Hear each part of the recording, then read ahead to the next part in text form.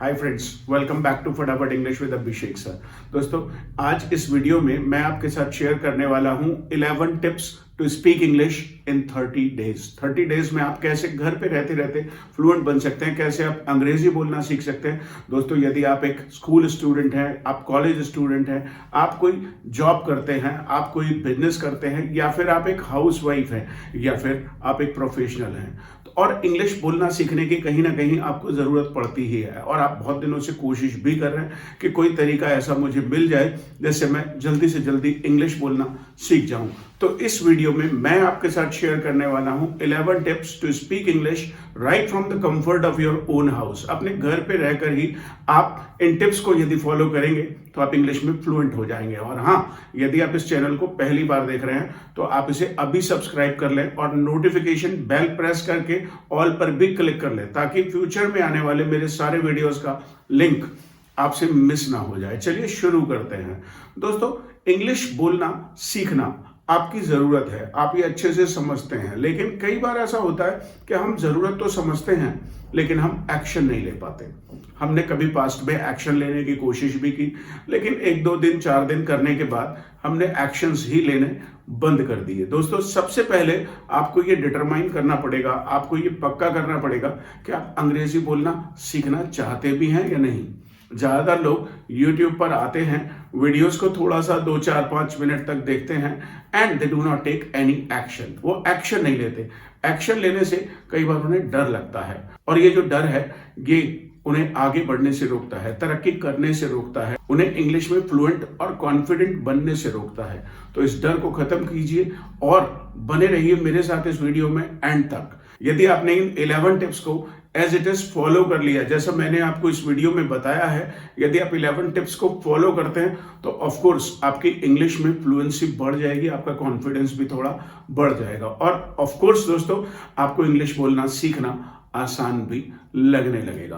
तो my tip number 1 is read a lot. Read content in English. जो भी कुछ आप पढ़ रहे हैं उसमें इंग्लिश थोड़ी बहुत शामिल कर लीजिए।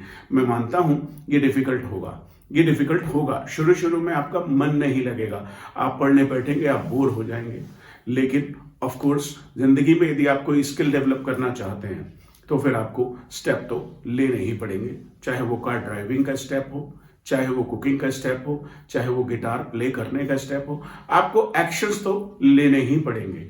यदि आप एक्शन नहीं लेंगे तो ऑफ कोर्स कोई और अंतर भी आपको नजर नहीं आएगा। तो सबसे पहला स्टेप है रीड कंटेंट इन इंग्लिश।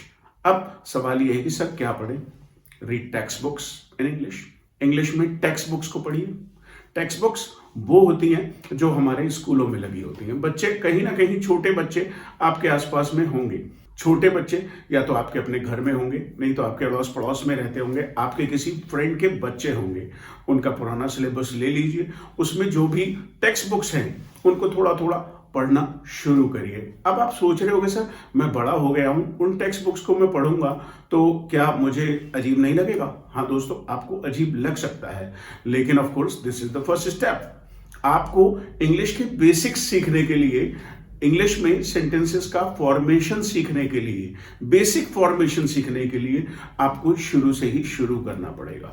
दोस्तों, उन टेक्स्ट बुक्स को पढ़ने से, उनके अंदर लिखे हुए सेंटेंसेस को पढ़ने से क्या होगा, आपका बेसिक फॉर्मेशन सही हो जाएगा। जो छोटे छोटे सेंटेंसेस होते हैं जिनमें आपको कंफ्यूजन होता है कि क्या पहले लगाएं, क्या बाद में लगाएं, कैसे सेंटेंस बनेगा, तो ये बेसिक आपका पढ़ने से ही दूर होगा। टेक्स्ट बुक्स को पढ़ना शुरू करिए और आप देखेंगे कि धीरे धीरे आपका कॉन्फिडेंस बढ़ने लगा है। अब जो दूसरा स्टेप है दोस्तों, वो है रीड न्यूज़पेपर इन इंग्लिश।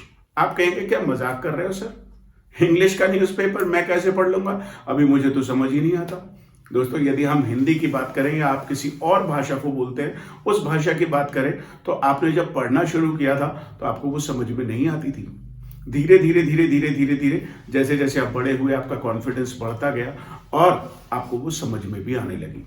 आप शुरुआत में क्या कर सकते हैं, आप न्यूज़पेपर लीजिए, कोई भी न्यूज़पेपर, एक न्यूज़पेपर ले लीजिए और छोटा सा पैराग्राफ पढ़ लीजिए।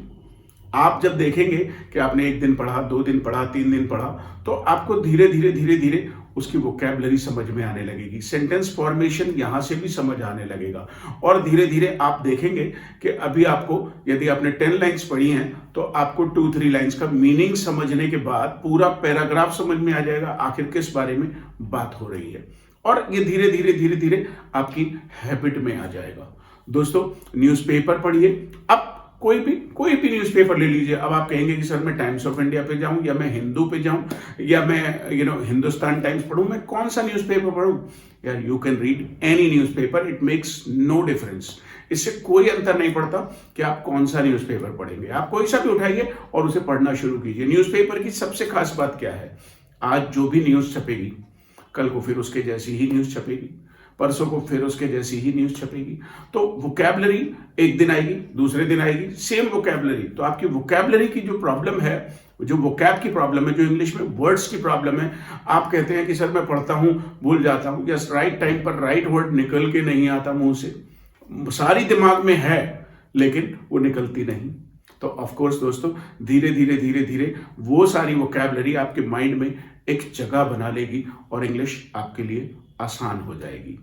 तीसरी चीज है, आप कोई डिक्शनरी ले लें, ऑक्सफोर्ड एडवांस लर्नर्स डिक्शनरी। दोस्तों, आप जब कभी भी कोई डिक्शनरी लें तो वो लर्नर्स होनी चाहिए, लर्नर्स के लिए डिक्शनरी होनी चाहिए। अब क्या अंतर है? आप ऑक्सफोर्ड एडवांस डिक्शनरी ले लेंगे, आप कोई और डिक्शनरी ले लें, लेकिन यदि वो लर्नर्स डिक्शनरी नहीं है तो आपको प्रॉब्लम आएगी, क्योंकि उसमें एग्जाम्पल्स नहीं होंगे, और एग्जाम्पल से ही आप समझते हैं कि किस वर्ड को कैसे यूज करना है। जब आप डिक्शनरी पढ़ेंगे तो ऑफ कोर्स आप देखेंगे कि ये वर्ड वर्ब है, ये एक्शन है, ये एडवर्ब है, ये प्रपोजिशन है, इसको कैसे किन कॉम्बिनेशंस के साथ में यूज किया जाता है। तो आपको ये बेसिक अंडरस्टैंडिंग होने लगेगी कि मैं आखिर वर्ड्स कौन से कहां पर लगाऊं और सेंटेंस मुझे कैसे फॉर्म करना है। इसीलिए एक लर्नर को, जो लैंग्वेज लर्निंग कर रहा है, एक डिक्शनरी भी पढ़नी ही चाहिए। आजकल ज्यादातर बच्चे क्या करते हैं? गूगल पे चले जाते हैं। ऑफ कोर्स गूगल पे वो एक वर्ड पढ़ लेते हैं और उसका मीनिंग देख लेते हैं। मैं ये बात अच्छे से समझता हूं कि ये आसान है, लेकिन यदि आप बाजार से खरीद के लाएंगे एक डिक्शनरी तो ऑफ कोर्स वो आपको ज्यादा फायदा देगी और आप उसे पढ़ने में इंटरेस्ट भी डेवलप कर लेंगे धीरे धीरे। और दोस्तों, जो चौथा पॉइंट है वो है आर्टिकल्स पढ़ना। इंग्लिश को लेकर बहुत सारे आर्टिकल्स इंटरनेट पर लिखे होते हैं। आपको कुछ नहीं करना, आपको कोई भी एक आर्टिकल निकाल के पढ़ लेना है। आपको कोई भी एक आर्टिकल निकाल करके पढ़ लेना है, जो आर्टिकल आपको आसान लगे।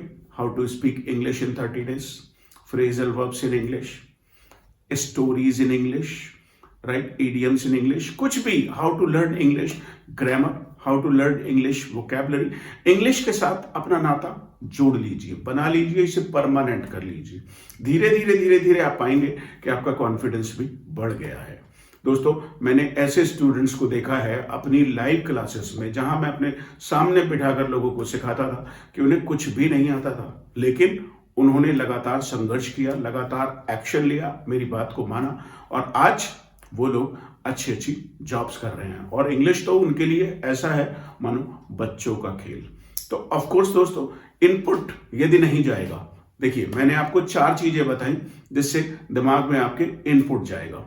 रीड कंटेंट इन इंग्लिश, चाहे वो टेक्स्ट बुक्स हों, चाहे वो न्यूज़पेपर हों, चाहे वो कोई आर्टिकल्स हों, या फिर डिक्शनरी हो।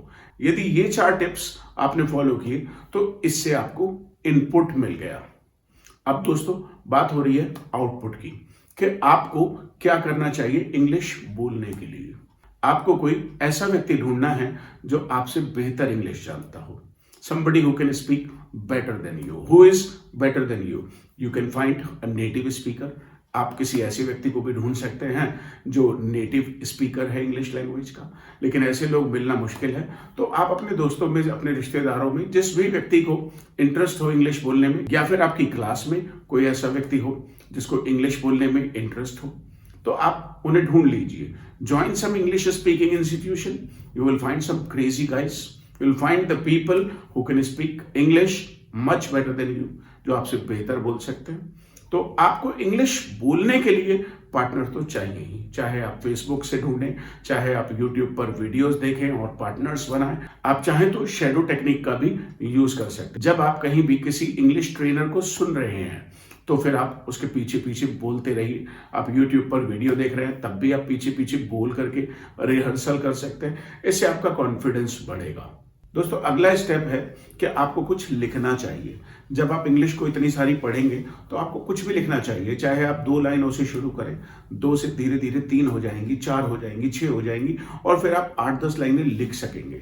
जब आप लिखते हैं तो आपको सोचना पड़ता है और जब आप सोच करके लिखते हैं तो उससे आपका कॉन्फिडेंस बढ़ जाता है कि हाँ, मैंने इसे कर लिया। एक विनर वाली फीलिंग आती है। आप कोई ब्लॉग लिखना शुरू करें। अब ये ब्लॉग लिखना तो काफी मुश्किल होगा। You can of course send messages in English to your friends on WhatsApp. You can type something on Facebook. You can type something on Instagram. You can type comments in the comment section. आप comment section में भी practice कर सकते हैं. Write 3-4 sentences and nobody is going to judge you there. वहाँ आपको कोई जज नहीं करने वाला है। यदि मैं भी आपके comments देखूंगा तो मैं of course उन्हें appreciate करूंगा या फिर मैं उन्हें करेक्ट करूंगा। सो डोंट बी शाय, शर्माइएगा नहीं इंग्लिश को लिखने में।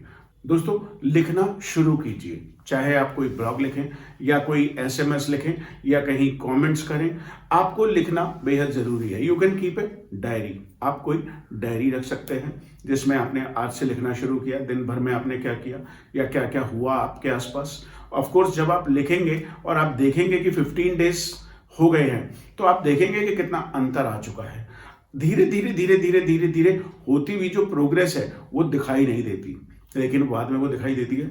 आप देखिए ना, आप जिम ज्वाइन करते, आपको पहले दिन कोई अंतर नजर नहीं आता, आपको 1 हफ्ते बाद भी कोई अंतर नजर नहीं आता, लेकिन जब 1 आध महीना हो जाता है तो आप स्ट्रॉन्ग महसूस करने लगते हैं, पावरफुल महसूस करने लगते हैं। ठीक इसी तरीके से जब आप इंग्लिश लिखेंगे, it may be challenging for you, आपके लिए वो चैलेंजिंग हो सकता है, लेकिन धीरे धीरे धीरे धीरे आपका कॉन्फिडेंस बढ़ने लगेगा and you will feel powerful. दोस्तों, अगला स्टेप है कि वॉच कंटेंट इन इंग्लिश। आप इंग्लिश में कंटेंट देखिए, राइट। जब आप इंग्लिश मूवीज को देखते हैं तो आपको प्रोनाउंसिएशन की अंडरस्टैंडिंग होती है, प्रोनाउंसिएशन की समझ डेवलप होती है कि इस वर्ड को प्रोनाउंस कैसे किया जाता है, सेंटेंसेस को कैसे फॉर्म किया जाता है। इंग्लिश ग्रामर सीखने के चक्कर में मत पड़ जाइएगा। यदि आप इंग्लिश ग्रामर को सीखने की कोशिश करेंगे तो तमाम जिंदगी निकल जाएगी and you will never be expert. आप कभी एक्सपर्ट ही नहीं होंगे। सोचिए ना, हिंदी बोलते समय आपने कभी ग्रामर का ध्यान नहीं किया। आपने कभी जब हिंदी बोलना सीखा था तो कभी भी आपने बचपन में जब इसे सीखा था तो ग्रामर का कभी कोई ध्यान ही नहीं था। किसी ने कहा ही नहीं कि भाई आपके सेंटेंस में ग्रामर गलत है। आप धीरे धीरे धीरे धीरे परफेक्ट होते चले गए। तो इंग्लिश मूवीज देखने से क्या होगा, आपका एक्सेंट डेवलप होगा, आपका स्टाइल डेवलप होगा, आपकी अंडरस्टैंडिंग इंग्लिश लैंग्वेज को लेकर इंटरनेशनल हो जाएगी, आपका कॉन्फिडेंस बढ़ जाएगा। यस, आई एम राइट, मैं बिल्कुल सही बोल रहा हूं या मैं सही सोच रहा हूं। You can watch movies with subtitles in the beginning. शुरू में आप मूवीज में वो नीचे लिखा हुआ आता है ना, उसको बोलते हैं subtitles. You can watch movies with subtitle. Subtitles के साथ देखिए। इंग्लिश मूवीज को देखने के बाद आपको लगने लगेगा yes I can do it, मैं ऐसा कर सकता हूं, इट इज ईजी। दोस्तों, learning a language is never difficult, वो कभी मुश्किल है ही नहीं, लेकिन हम जब एक्शन नहीं लेंगे तब कोई भी चीज मुश्किल है। चाहे वो जिम में जाकर अपने मसल्स बनाना, चाहे कार ड्राइविंग करना हो, चाहे गिटार बजाना सीखना हो, चाहे कोई प्रोफेशनल कोर्स करना हो, आप जब तक एक्शन नहीं लेंगे तो आप किसी भी चीज में एक्सपर्ट नहीं हो सकते। दोस्तों, आप चाहें तो न्यूज भी सुन सकते हैं, इंग्लिश न्यूज। इसे सुनने से क्या फर्क पड़ेगा, आपको तमाम दुनिया भर की इंफॉर्मेशन भी पता लगेगी जो कॉम्पिटिशन्स को क्वालिफाई करने में आपकी मदद करेगी, कहीं डिबेट में पार्टिसिपेट करने में आपकी मदद करेगी, ग्रुप डिस्कशंस में भी आपकी मदद करेगी। किसी भी कंपटीशन लेवल के एग्जाम्स को जब आप देंगे तो आपको कॉन्फिडेंस ज्यादा रहेगा। दोस्तों, न्यूज सुनने से आपको लेटेस्ट वोकैबुलरी पता लगेगी, लेटेस्ट इवेंट्स के बारे में पता चलेगा। तो 10-15 मिनट, आधे घंटे आप न्यूज सुनिए डेली। कोई भी न्यूज चैनल जो आपको अच्छा लगता है, इंग्लिश में आता है। ऑफ कोर्स अभी आप हिंदी में सुनते हैं या अपनी मदर टंग में सुनते हैं, लेकिन यदि आप उसे इंग्लिश में सुनना शुरू करेंगे तो आपकी ईयर ट्रेनिंग हो जाएगी और कानों को जिस भी तरीके की आदत पड़ेगी, मुंह को भी धीरे धीरे उसी तरीके की आदत पड़ जाती है। बचपन से कानों में हिंदी गई, इसीलिए मुंह से हिंदी बाहर आई। यदि कानों में इंग्लिश जाने लगे तो इंग्लिश मुंह से बाहर आने लगेगी। दोस्तों, आजकल इंटरनेट पर इंग्लिश सीखना बेहद आसान हो गया है, लेकिन यदि आप बिगिनर लेवल पर हैं, आप एक स्कूल स्टूडेंट हैं, आप एक कॉलेज स्टूडेंट हैं और इंग्लिश में आप कमजोर महसूस करते हैं, you can start with cartoons. आप कार्टून्स से शुरू कर सकते हैं। छोटे छोटे एनिमेशंस के बहुत सारे चैनल्स हैं यूट्यूब पर, आप उन्हें देखिए और धीरे धीरे धीरे धीरे अपना बेसिक डेवलप कर लीजिए। राइट, कार्टून्स के वीडियोस आपको मजेदार भी लगेंगे और उससे आप इंग्लिश भी सीख जाएंगे, आपको बोर भी फील नहीं होगा। तो मुझे उम्मीद है कि आपने मेरे ये 11 के 11 टिप्स सीख लिए होंगे।